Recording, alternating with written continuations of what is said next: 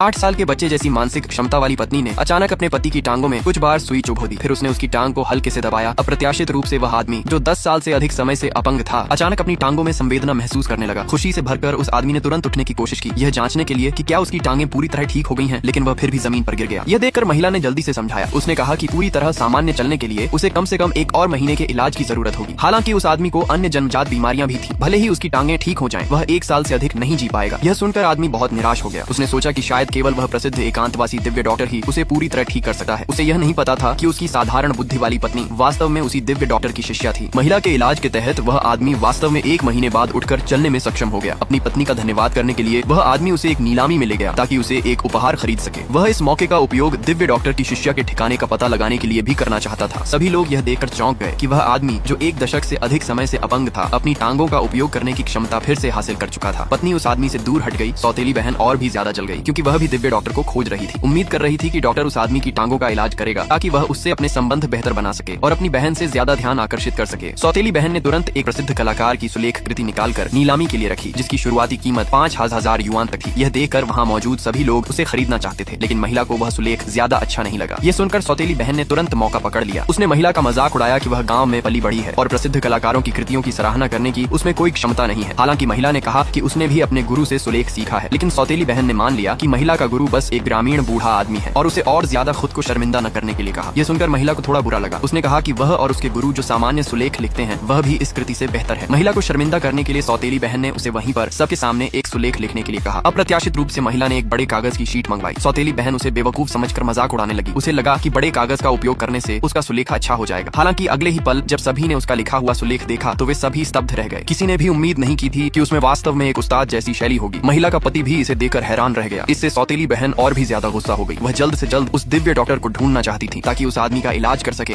और उससे अपनी नजदीकी बढ़ा सके। लेकिन उसी समय उस आदमी की पुरानी बीमारी अचानक फिर से उभर आई। उसकी दादी ने तुरंत वह दवा निकाल ली जो दिव्य डॉक्टर ने उन्हें पहले दी थी। परिणाम स्वरूप महिला ने तुरंत पहचान लिया कि दवा वाली बोतल उसके गुरु की थी।